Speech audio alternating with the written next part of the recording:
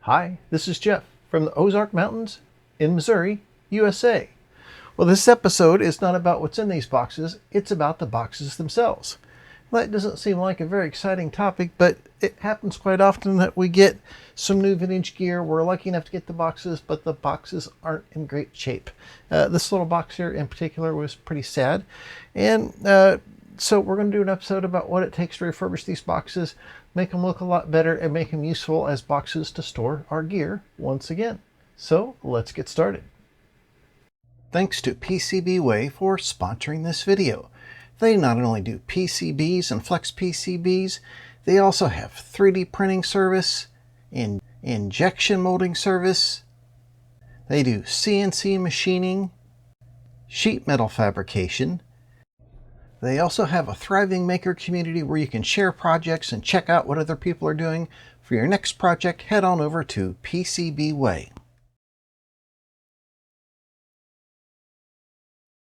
Now, to start out with, our cassette box had some masking tape on it like this that got all dried up and left the sticky behind, and it was dirty like this.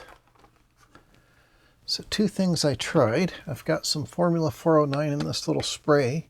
Now, you don't want to spray directly on the box. Spray lightly on a rag like that.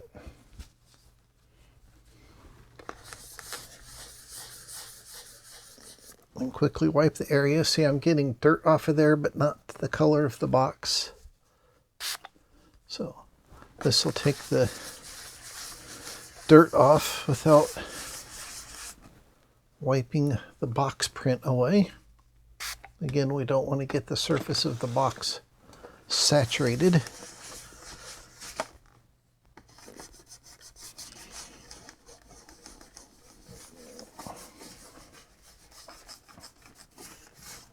There we go. We'll keep working at that. I can get that surface nice and clean.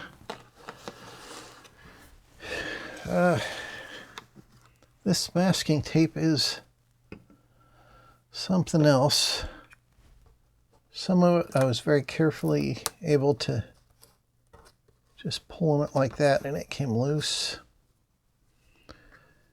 And then some I needed to take a little bit of alcohol on a rag. Again, don't apply the alcohol to the box, apply it to the rag.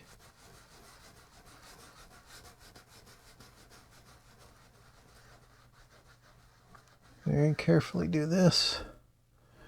You can see I'm getting the yellow glue up, but not the black box. And then this takes a while to get all that old glue residue off of there. You want to not go so hard you're scrubbing the printing off the box. See, oops, you can't see that. See how much better that looks. Just going over that a little at a time. Need to keep moving to a new section of the rag because you'll spread the glue out like this. You can draw it back to the middle. Where you started out. There we go. And hopefully we're getting enough alcohol just under the edge there to lift it up. We might even be able to soak them through this stubborn tape.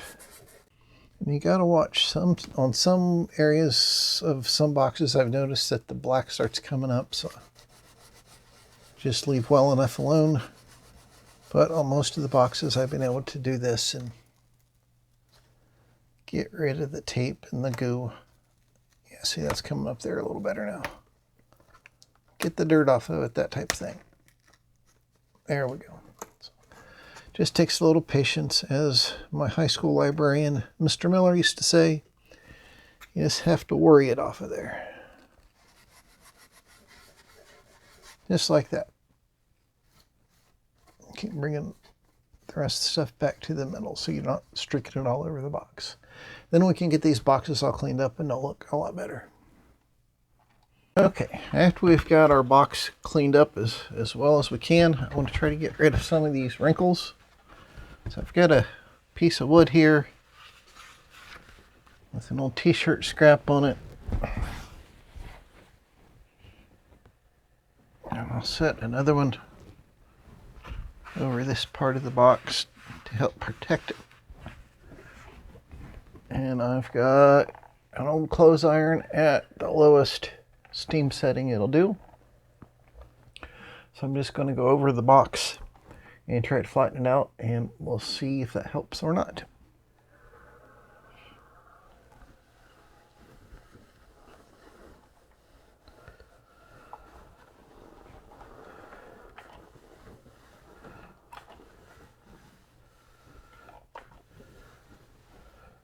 I'm just giving it a squirt of water every once in a while.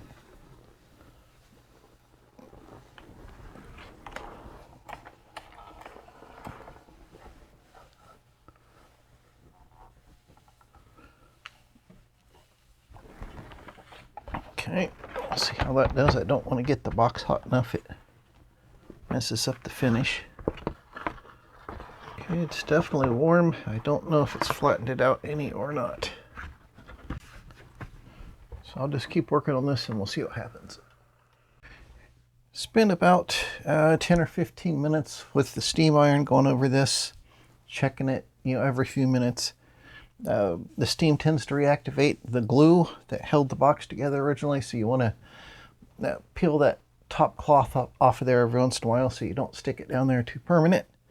Then I've got some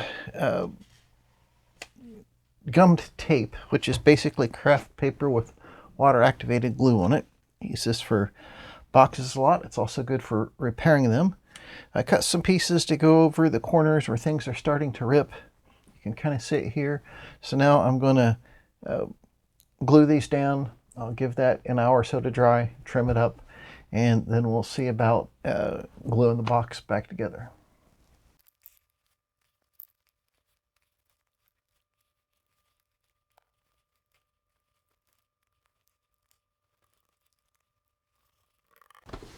There we go. Now to let it dry. Well, our box sealing tape has had time to dry. I just want to trim these back like the original was. And if you get a little outside the lines, it's okay too. All right, now we need to glue it back together. Sticking that down to that. We'll put a piece of wax paper in here so I don't get glue where I don't want it. Like that. Okay. And I've got a little glue here. This is supposed to be good for boat binding and things like that. It's basically good Elmer's glue or good school glue. It's designed to not have any acids or anything in it that's going to mess up the paper eventually.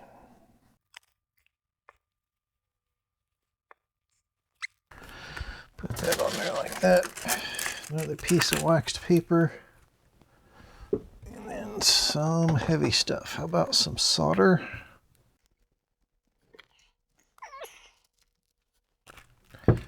Actually, I think what I'll do is put this piece of wood on here like this. And then put the weight on it. That way it'll spread out all the weight. There. There we go. Now we can let that box sit there for an hour or so and let that glue set up. And I just got glue all over myself. Glad you couldn't see that. Went to put the cap back on the glue bottle and missed. Anyhow, we'll let that set up and then need to find something to fit as the liner originally would have inside the box.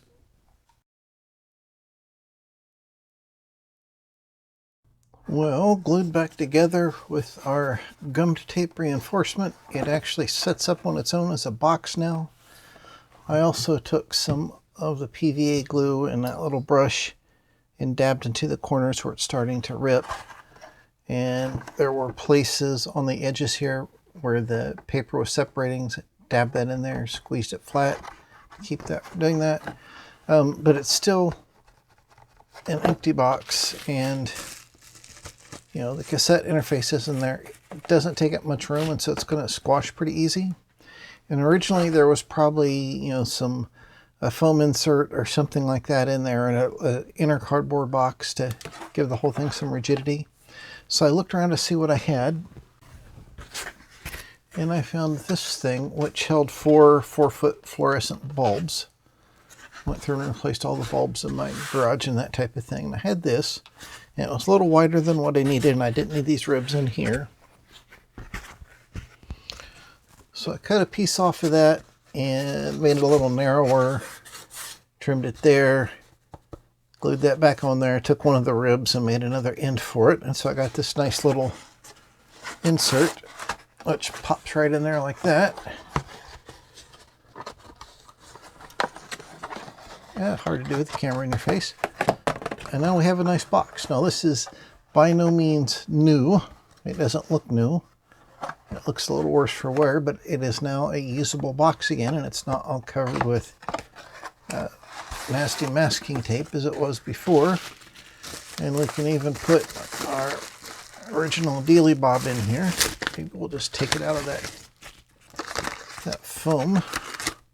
Set him in there, set him in there.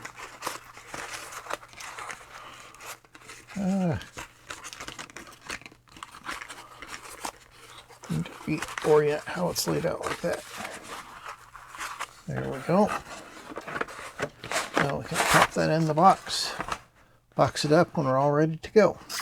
So I'm pretty happy with that. Now after fooling around that long with the box, we can get around to testing out the cassette interface itself. So the work done on the other boxes was similar to the cassette interface box.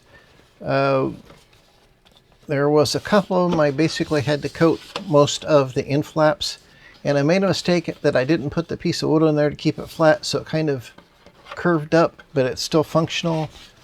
And you can see I reinforced the corners. Had to do the same on both ends. So that came out pretty good. That makes a nice useful box that we can actually close the innards into, which are just over here. This box for the 74 is the same. I had to coat the whole flap, all the corners, these parts, a little up here on top. And sometimes you'll see that the corners of these things will start coming apart, and you can dab some of that PVA glue in there and squeeze it together, and that'll keep it from getting any worse. And then we also had another problem, which you might see here if I can keep the glare down. The plastic on this box here was cracked. That's what the unit and the manuals all set in. And you know, if we put like some packing tape or something on that, it's going to hold it, keep it from cracking more. But that's going to turn yellow, and we're going to have the same problem that we had with the tape on the boxes eventually. So what I did is I took some plastic blister pack from, you know, some other product that I bought that I didn't need that anymore. Then some of this Loctite vinyl fabric and plastic glue, and I glued little patches on this. This one had some on both ends, and there was another one that had some down the middle. But this glue is supposed to remain flexible and be good for plastic, and it does seem like it flexes pretty good with the plastic there. I found you have to put more glue on your little repair piece that you're gluing in there than what you think you might, because it doesn't squeeze out well, so you wind up putting too much and then it squeezes out too much. So but that's what you got to do. It allowed us to get all these things fixed up real nice though.